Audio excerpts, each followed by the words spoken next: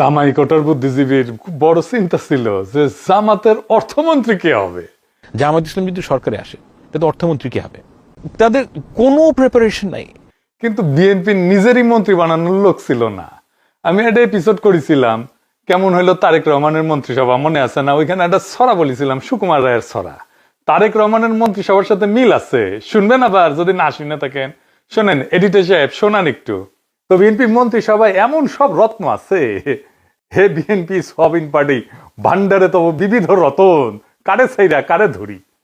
সুকুমার রায়ের একটা ছড়া ছিল, সৎপাত্র। ওইটার সাথে মিল আছে বিএনপির মন্ত্রিসভার। শুনবেন, শুনেন, মজা। শুনতে পেলাম পোস্তা গিয়ে তোমার নাকি মেয়ের বিয়ে, গঙ্গারামকে পাত্র পেলে, জানতে চাও সে কেমন ছেলে। মন্দ নয় সে পাত্র ভালো, রং যদিও বেজায় কালো, তার উপরে মুখের গঠন অনেকটা ঠিক পেঁচার মতো। বিদ্যে বুদ্ধি বলছি মশাই, ধন্যী ছেলের অধ্যবসায়। 19টি বার ম্যাট্রিকে সে ঘায়েল হয়ে থামলো শেষে। বিষয় আশায় গরিব বেজায়, কষ্টে সৃষ্টে দিন চলে যায়।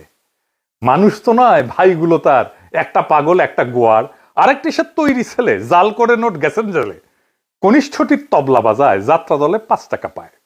গঙ্গারাম তো কেবল ভোগে পিলের জ্বর আর পাণ্ডু রোগে, কিন্তু তারা উচ্চ ঘর, কংসরাজের বংশধর। শ্যামলাহিরি বনগ্রামের কি যেন হয় গঙ্গারামের। যা হোক, এবার পাত্র পেলে এমন কি আর মন্দ ছেলে। তো একদিন পরে একটা গণতান্ত্রিক ভাবে নির্বাচিত সরকার পেলাম, তার একটা মন্ত্রিসভা পেলাম। পেছেন একটা মন্ত্রিসভা, মন্দ না। শুনিছেন, খুশি আছেন? এনে কইবেন না ফাইন হয়েছে, ফাইন ফাইন। ও কেছেন, বহুত বহুত শুক্রিয়া। তো বিএনপির পররাষ্ট্রমন্ত্রী বানানোর লোক আছিল না, ভাড়ায় চালিত একজন পররাষ্ট্রমন্ত্রী নিচ্ছে। দেখেছেন না টেম্পু যেভাবে ভাড়ায় চালিত করে, উনকে এটা টেম্পু পররাষ্ট্রমন্ত্রী নিচ্ছে। এটাই নাকি বিএনপির সবচেয়ে স্মার্ট পররাষ্ট্রমন্ত্রী। তারেক রহমানের মাস্টার স্ট্রোক। সে কি করেছে? ইরানে আওয়ামী লীগে হামলা করেছে, ইরানের সর্বোচ্চ ধর্মীয় নেতা খামেনিকে তার পরিবার সহ মাইরা ফেলাইছে আমেরিকার ইসরায়েল বোমা মেরা। আর বিবৃতি দিছে কি? কোন শোক জানানো নাই, উল্লেখই নাই যে ওনারে মাইরা ফেলা হয়েছে।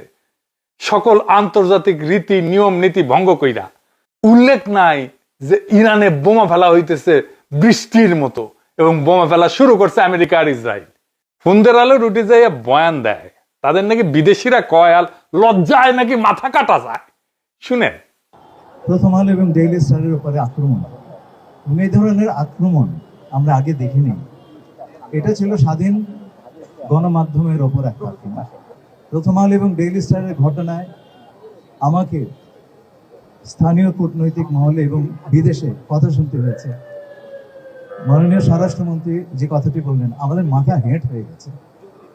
আমরা আজকে একটা প্রতিজ্ঞা করতে পারি যে এই ধরনের ঘটনা আমাদের দেশে আর ঘটবে না। প্রথম আলো এবং ডেইলি স্টার পরিবারের প্রতি আমার গভীর সমবেদনা জানাচ্ছি। শুনেছেন? ওরে আমার লজ্জা রে। হাসিনা যেমন মেট্রো রেল আর বিটিভি পুরানিয়া ক্যান্ডে নাটক করেছিল,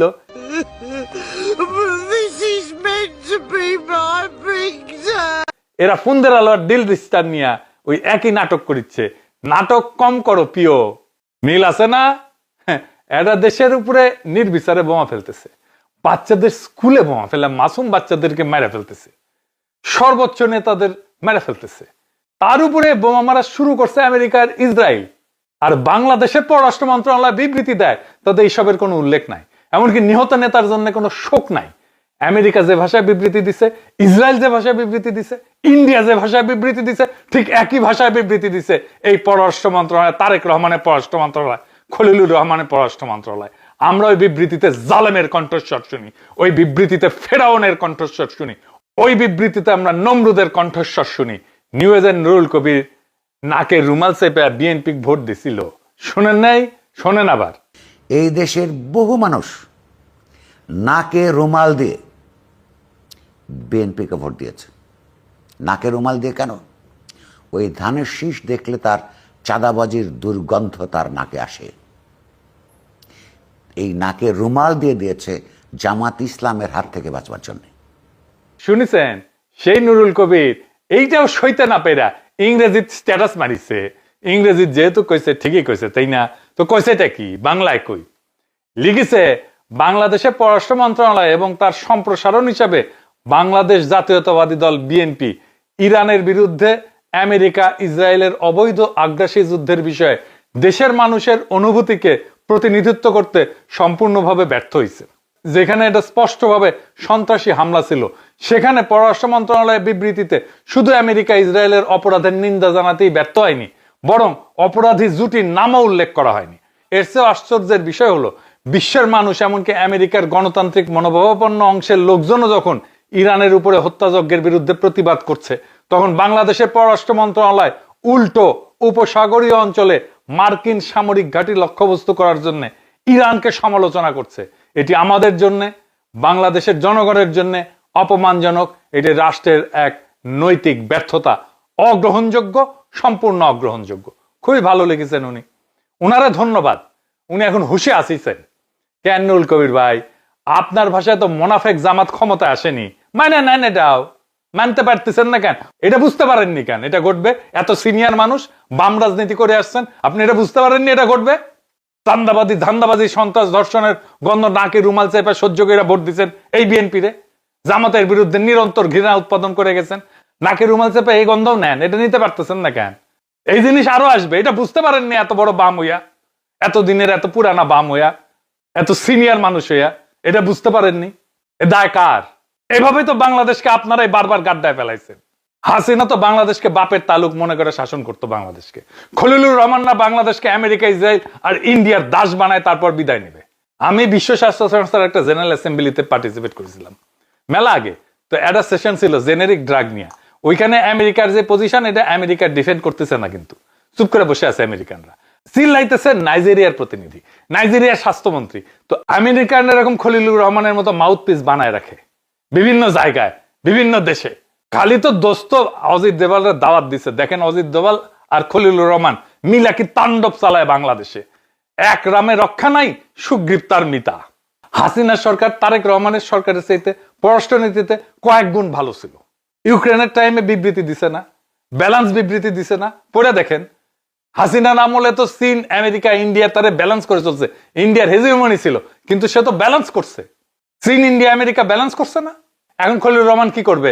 ইরান তো বাংলাদেশে তাদের এমবাসিতে শোক বই খুলিছে, ওটি খলিলুর রহমান যে সাইন করবে না, করবে না, ওটি শোক জানাবে না? ওখানে শোক জানাবে, অবশ্যই জানাবে। তো বিবৃতিতে শোক জানাইতে হাগা কষা হয়ে গেছিল কেন? আসলে খলিলুর রহমান ধরে নিছিল ইরানের রেজিম চেঞ্জ হবে, বদলাবে, তাই উত্তেজনা ধরে রাখতে পারে নাই। আবেগ কাজ করেছে, বিবেক কাজ করে নাই। এখন খলিলুর রহমান কবে? না, আমি নির্দোষ দাবি করতেছি না। আমি যখন জানি, আমি কেন নিজেকে নির্দোষ দাবি করব? আমি দোষী, তখন আমার আবেগে কাজ করছে, বিবেক কাজ করে নাই। বুঝেছ? সে বুঝতে পারে নাই ইরানের রেজিম এইভাবে বদলাবে না, যদি না ইরানের ভেতর থেকে প্রতিরোধ হয়। ইরানের ভেতর থেকে ইরানের জনগণ যদি রেজিম চেঞ্জ করে, সেটা অন্য বিষয়। ইরানের লিডারশিপ পুরাটা ধ্বংস হয়ে গেলেও ইরান লইরা যাবে। ইরানের সরকারকে ফেলায় দেওয়া অত সহজ না। ইরানে এর আগেও এমন ভাবে ইরানের লিডারশিপকে মেরে ফেলা হয়েছে অনেককে।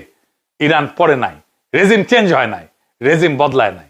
কি কি করা হয়েছিল আসেন সেটা দেখি ইতিহাসে, তাইলে বুঝবেন এখন যেটা ঘটছে সেটা আগেও ঘটছিল।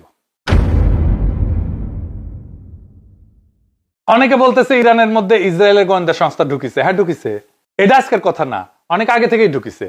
1981 সালের 28শে জুন ইরানের বিপ্লবী ইসলামিক রেভলিউশনারি পার্টির হেডকোয়ার্টারে উচ্চ পর্যায়ের একটা গুরুত্বপূর্ণ মিটিং এর সময় বোমা বিস্ফোরণে ইরানের প্রধান বিচারপতি এবং খমিনির পর দ্বিতীয় গুরুত্বপূর্ণ ব্যক্তি আয়াতুল্লাহ বেহেশতি, আয়াতুল্লাহ মন্তাজারি এবং 4 জন ক্যাবিনেট মেম্বার, 27 জন মজলিসের সদস্য মানে আইনসভার সদস্য মানে সংসদ সদস্য নিহত হয়।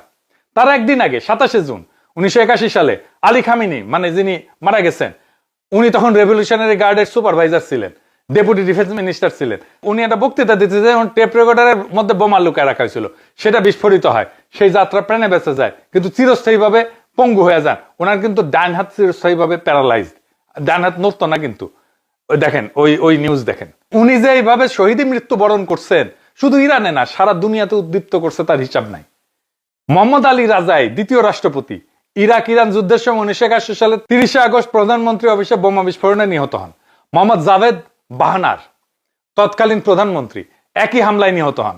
সাথে 6 জন আরো উচ্চপদস্থ কর্মকর্তা নিহত হন। ইরান ইরাক যুদ্ধের অন্যতম সফল সমন্বয়ক জেনারেল সৈয়দ আলী সিরাজি 1999 সালে উনিও নিহত হন, ওনাকেও মেরে ফেলা হয়, অ্যাসাসিনেট করা হয়। এই যতগুলো হামলার কথা বললাম সবগুলো হামলা করে একটা চরম বামপন্থী মার্কসিস্ট ইরানি সংগঠন মুজাহিদিন আখালেক, সংক্ষেপে MEK। ইরানের বিপ্লবের পর এরাই খমিনির বিপ্লবী সরকারের সবচেয়ে বড় আভ্যন্তরীণ প্রতিদ্বন্দ্বী ছিল। উপরের এত সব বিশাল হামলা আর সফল অ্যাসাসিনেশনের পরেও খমিনির এই রেজিম ভালোভাবেই টিকে যায়, এবারও যাবে ইনশাল্লাহ। এই ইতিহাস খলিলুর রহমানের মনে জানা নাই। খালি 1981-82 সালে MEK খমিনি সরকারের প্রায় 650 সদস্যকে অ্যাসাসিনেট করে। 650, একজন দুইজন না। MEK এত কিছু করার পরে রেজিম ফল করাইতে পারে নাই। আর আমেরিকা ইসরায়েল ভাবতেছে কিছু জেনারেল লিডারকে বিমান হামলায় মারলে রেজিম ফল করবে। হ্যাঁ, এতই সোজা। হ্যাঁ, MEK আমেরিকা ইসরায়েলের চেয়ে বেশি ডেঞ্জারাস ছিল, কারণ তারাও ইরানি এবং সফলভাবে ব্যাপক আকারে রেজিমকে তারা ইনফিলট্রেট করছিল। ওই জায়গা থেকে উঠে আসছে ইরান, আবার আসবে। শিখেন ওদের কাছ থেকে মেরুদণ্ড কাকে বলে, মর্যাদা কাকে বলে, বীরত্ব কাকে বলে, আত্মসম্মান কাকে বলে। আমরা যদি এটা শিখতে পারি, কেউ আমাদের দাবায় রাখতে পারবে না। মনে রাখেন, লড়াই করতে করতে মরে যাওয়াটাই পরাজয় না, মাথা নত করাটা পরাজয়, মাথা উঁচু করে নিশ্চিহ্ন হয়ে যাওয়াটা বিজয়। অনেকে বলতেছে চায়না কি এই কনফ্লিক্টে অংশ নেবে ইরানের পক্ষ হইয়া, বা রাশিয়া কি করবে? এই প্রশ্নের উত্তর আমরা খুঁজে পাবো আমরা যদি কয়েকটা ডট মিলাইতে পারি। তাহলে আপনারা নিজেরাই বুঝে যাবেন এই লড়াইয়ে ট্রাম্প আসলে কি অ্যাচিভ করতে চায়, আর সেইটা বুঝলে চায়না কি পজিশন নেবে সেটাও বুঝতে পারবেন। আসেন ট্রাম্পের খেলাটা বুঝে দেখি। আমাদের একটু আগে থেকে শুরু করতে হবে, না হলে একটা বিগ পিকচার যেটাকে বলে সেটা স্পষ্ট হবে না। কয়েক বছর আগে পর্যন্ত আপনারা শুনছেন না যে আমেরিকার সুপ্রিমেসি ভেঙে যাচ্ছে, আমেরিকার গ্লোবাল লিডার নাই, আফগানিস্তান থেকে সেনা প্রত্যাহার করছে চোরের মতো রাতের অন্ধকারে, মধ্যপ্রাচ্যে অনিশ্চয়তা, রাশিয়ার ইউক্রেনে আক্রমণ, চীনের দ্রুত উত্থান, ব্রিক্স দেশগুলোর ডলারের বিকল্প নিয়ে কথা বলতেছে। বিশ্ব রাজনীতিতে একটা ধারণা তৈরি হচ্ছিল আমেরিকার আগের মতো নাই। এখন আসেন আমেরিকার ভেতরের দিকে। আমেরিকার ভেতরে গত দশকে ডেমোক্র্যাট পার্টি দ্রুত প্রগতিশীল পজিশন নিছে, মানে হাঙ্গারের সোয়াবিন পার্টির মতো। ইমিগ্রেশন আইন সফট করছে, ক্রিমিনাল জাস্টিস রিফর্ম করছে, জেন্ডার এবং সামাজিক রীতিতে পরিবর্তন করছে, বড় আকারের সরকারি ব্যয় করছে, কালচারাল পলিসি করছে। নতুন এই পরিবর্তন পার্টির ভেতরে দ্রুত হয়েছে, মানে এটা তো ভালো লিবারাল পদক্ষেপ, প্রগতিশীল পদক্ষেপ। কিন্তু ভোটাররা এত দ্রুত বদলায় না, তাদের চিন্তা আকাঙ্ক্ষা এইগুলা না যে ইমিগ্রেশন সহজ হইল কিনা, সমাজ রংধনুর 7 রঙে রাঙাইল কিনা, মুক্তিযুদ্ধের চেতনা বাস্তবায়ন হইল কিনা, তা না, বরং তার স্বপ্ন আকাঙ্ক্ষা আলাদা। ফলে একটা গ্যাপ তৈরি হয়, রাজনৈতিক নেতৃত্ব একদিকে আর সাধারণ মানুষ অন্যদিকে। আমেরিকান নাগরিকের অনেকেই অনুভব করলো রাষ্ট্রের অগ্রাধিকার বদলে গেছে, প্রায়োরিটি বদলে গেছে, কিন্তু তাদের জীবনের যে মৌলিক প্রশ্নগুলো তাদেরকে সবসময় তাড়িত করে সেটা রয়ে গেছে। সেটা কি? চাকরি, ব্যবসা, শিল্প, এনার্জি, আইন শৃঙ্খলা, স্বাস্থ্য। এই গ্যাপের মধ্যে আসে ট্রাম্পের মেক আমেরিকা গ্রেট এগেন। এই গ্যাপের মধ্যে আসে। এটা শুধু একটা স্লোগান না, এটা ছিল একটা সাইকোলজিক্যাল রিকল, মনস্তাত্ত্বিক রিকল। পুরানো ভয়, গর্ব, ক্ষোভ এবং ঐতিহাসিক স্মৃতি মানুষের মনে আবার জাগায় তোলা। আমেরিকা গ্রেট ছিল, এখন দুর্বল, আবার শক্ত হইতে হবে। এখানে প্রশ্ন আসে কিভাবে গ্রেট হবে? কেউ শুধু আবেগ দিয়ে সুপার পাওয়ার হয় না। একটা রাষ্ট্র তখনই গ্রেট থাকে যখন তার থাকে উৎপাদন, শিল্প ক্ষমতা, এনার্জি, নিরাপত্তা, সামরিক শ্রেষ্ঠত্ব, আভ্যন্তরীণ ঐক্য। তাহলে আমেরিকাকে গ্রেট হতে হলে কাকে হারাতে হবে? আজকের পৃথিবীতে আমেরিকার তাহলে প্রকৃত চ্যালেঞ্জার কে? চীন। রাশিয়া আঞ্চলিক শক্তি, কিন্তু বৈশ্বিক শিল্প, প্রযুক্তি, অর্থনীতি এই স্কেলে চ্যালেঞ্জ করতে পারে শুধু চীন। তাহলে যদি আপনি আমেরিকাকে আবার গ্রেট করতে চান, আপনাকে কি করতে হবে? চীনকে হারাইতে হবে। আপনাকে আপনার চ্যালেঞ্জারের অর্থনৈতিক গ্রোথ স্লো করতে হবে, বা তার চেয়ে বেশি গ্রো করতে হবে। আপনি যদি তার চেয়ে বেশি গ্রো করতে না পারেন, তাহলে আপনার চ্যালেঞ্জারের গ্রোথকে স্লো করতে হবে। এটাই আমেরিকাকে গ্রেট করার তরিকা, সিম্পল তরিকা। তাহলে কি করতে হবে? তার শিল্পের জ্বালানি কেটে দিতে হবে, তার সাপ্লাই লাইন ঝুঁকির মধ্যে ফেলতে হবে। সরাসরি যুদ্ধ না, স্ট্র্যাটেজিক প্রেসার, কৌশলগত চাপ। চীনের একমাত্র দুর্বলতা সে তেলের উৎপাদক না, আমেরিকা নিজের তেল নিজে উৎপাদন করে। দুনিয়ার সবচেয়ে বড় তেলের মজুত আমেরিকার। চীনকে প্রত্যেকদিন বিপুল পরিমাণে তেল আমদানি করতে হয়। তেল ছাড়া চীনের অর্থনীতি থমকে যাবে। তার শিল্প দাঁড়ায় আছে সমুদ্রে পথে আসা তেলের উপরে, আর কিছু আসে রাশিয়া থেকে পাইপলাইনে। চীনের জন্য এই সমুদ্র পথে আসা তেলের বড় উৎস কোথায়? মধ্যপ্রাচ্য, ইরান, ভেনেজুয়েলা। রাশিয়া থেকে আসে মাত্র 20%। এবার বুঝছেন কেন ভেনেজুয়েলাতে অ্যাটাক করে মাদুরোকে তুলে নিয়ে যাওয়া হলো? ভেনেজুয়েলার তেল আর আসতেছে না চায়নাতে। 67% কমে গেছে আসা তেল, ভেনেজুয়েলার তেল। 2025 সালে ভেনেজুয়েলার তেল রপ্তানির প্রায় 60 থেকে 80% ছিল চীনে। তারপরে কি হলো? ভেনেজুয়েলা বন্ধ, এরপরে আসলো ইরানের সাথে যুদ্ধ বাধায় হরমুজ প্রণালী বন্ধ করে দিল। শোনেন, Attention all ships, attention all ships, attention all ships. This is Sepah Navy, Iran's Islamic Revolutionary Guard Corps Navy. From now on, all navigating through the Strait of Hormuz is forbidden. No ship in every type is not allowed to pass from the Strait of Hormuz till next notice. This is Sepah Navy, out. তাইলে আপনি সরাসরি Beijing এর শিল্প শক্তিরে দিলেন ধাক্কা। কারখানা বিদ্যুৎ ছাড়া চলে না, এআই ডাটা সেন্টার এনার্জি ছাড়া চলে না, ইস্পাত সিমেন্ট সেমিকন্ডাক্টর সবকিছুর মূলে জ্বালানি। চীন একেবারে বসে যাবে যদি তেল না আসে। মানে চায়নার এনার্জি বা জ্বালানির সরবরাহ কমে গেছে এর মধ্যে। এই বিশাল ইকোনমি চলবে কিভাবে তাইলে? এই জন্য চায়না পাগলের মতো বেল্ট অ্যান্ড রোড ইনিশিয়েটিভ করতেছিল, যে রেল বা ট্রেন বা সরাসরি পাইপলাইন দিয়ে তেল আনবে, মালাক্কা প্রণালীর উপরে নির্ভরতা কমবে। বেল্ট অ্যান্ড রোড ইনিশিয়েটিভের একটা বড় লক্ষ্য ছিল চীনের জ্বালানি সরবরাহ নিরাপদ করা। তাইলে এই যুদ্ধটা নিছক ইরান বরং আমেরিকা না, এটা ভেনিজুয়েলা বরং আমেরিকা না, এটা সাপ্লাই লাইন বরং সুপ্রিমেসি। একটা সুপার পাওয়ার কখনো শুধু যুদ্ধ করে টিকে থাকে না, সে তার প্রতিদ্বন্দ্বীর উত্থানের গতি কমায় দেয়। আপনি যদি আপনার চ্যালেঞ্জারের, আপনার প্রতিদ্বন্দ্বীর জ্বালানির প্রবাহকে অনিশ্চিত করেন, তার বিনিয়োগে ভয় ঢুকান, আপনি তার শিল্প পরিকল্পনায় ঝুঁকি ঢুকান, আপনি তার ভবিষ্যৎ প্রবৃদ্ধিকে থামায় দেন। এটাই গ্রেট এগেন, বুঝিছাও? ল্যাং মেরে ফেলে দিলাম আমার প্রতিদ্বন্দ্বীকে। দেশের ভিতরে প্রগতিশীলতার সংশোধন আর বাইরের চাপ, এটাই ট্রাম্প। ভেতরের বর্ডার, শিল্প এনার্জি পুনর্গঠন, বাইরে চ্যালেঞ্জারের প্রতিদ্বন্দ্বীর সাপ্লাই লাইন কেটে দেওয়া। তাহলে পুরা ঘটনাটাকে যদি আমরা একটা যৌক্তিক কাঠামোর মধ্যে সাজাই, তাহলে এরকম হয়। এডিটর সাহেব পাশে লিখেন, আমেরিকার বৈশ্বিক আধিপত্য দুর্বল হওয়া। ওই থেকে আসলো কি? দেশের ভেতরে রাজনৈতিক বিভাজন, জনমতের একটা ফাঁক তৈরি হলো রাজনৈতিক দল এবং জনমতের। সেই ফাঁক পূরণ করতে ট্রাম্পের মেক আমেরিকা গ্রেট এগেন এই রাজনীতি। সেইখান থেকে চীনকে প্রধান প্রতিদ্বন্দ্বী হিসেবে চিহ্নিত করা। তারপরে চীনের জ্বালানি আমদানির উপরে নির্ভরতা আছে, এটা আমি জানি, সেই জন্যই চীনের জ্বালানি আমদানির সাপ্লাই লাইন কাটা দেওয়া। ইরান এবং ভেনিজুয়েলার উপরে চাপ সৃষ্টি, ইরান এবং ভেনিজুয়েলার তেল আসা বন্ধ করে দেওয়া, জ্বালানি সরবরাহে কৌশলগত সংকোচন। প্রশ্ন হলো, এটা কি পরিকল্পিত গ্র্যান্ড স্ট্র্যাটেজি, এই ঘটনাগুলো কাকতালীয় ভাবে একই দিকে গেছে? এটা ইতিহাস পরে বলবে। কিন্তু আপনি যদি পুরো মানচিত্র একসাথে দেখেন, ভেতরের রাজনৈতিক গ্যাপ, আমেরিকা গ্রেট এগেনের আবেগ আর চীনের এনার্জি নির্ভরতার বাস্তবতা, তাহলে একটাই লজিক দাঁড়ায়, সুপার পাওয়ার টিকে থাকে তখনই যখন সে নিজের ভিত শক্ত করে এবং প্রতিদ্বন্দ্বীর ভিত ধসায় দেয়। চীনকে এই সংঘাতে তাইলে জড়াবে? চীন প্রথমে চাইবে সংঘাত বন্ধ হোক। চীন এটাও চাইবে ইরান যেন না হারে। চীনের রাষ্ট্রীয় বার্তা সংস্থা পুরা ইরানের পক্ষে মিডিয়া ক্যাম্পেইন করতেছে। দেখেন, চীনকে এই অচল অবস্থা কাটানোর ব্যবস্থা করতেই হবে, না হলে চীনের ইকোনমি টিকবে না, মারাত্মক ধাক্কা খাবে।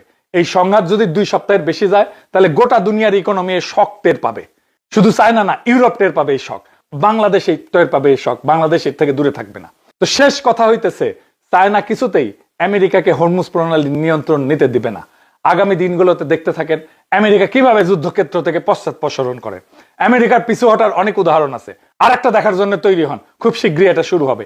ইতিহাস আমাদেরকে একটা জিনিস বারে বারে শেখায়, সামরিক শক্তি বড় কথা না, রাষ্ট্র টিকে থাকে ইচ্ছা শক্তিতে, জনগণের আত্মমর্যাদায়। ইরান সেই ইচ্ছা শক্তি দেখাইছে বহুবার। 5000 বছরের সভ্যতা এত সহজে মাথা নত করবে না। আর এই যুদ্ধটা কেবল ইরানের না, এটা আসলে ভবিষ্যতের পৃথিবীর যুদ্ধ। সুপ্রিমেসি থাকবে কার হাতে? আমেরিকা আর ইসরায়েলের হাতে, নাকি বাকি বিশ্বের হাতে? আমরা এর ফল দেখব আগামী দিনগুলোতে। আমেরিকা আর ইসরায়েলের কর্তৃত্ব, তার মাতব্বরীকে পরাজিত করাটাই সারা দুনিয়ার আজাদি। ইনকিলাব জিন্দাবাদ।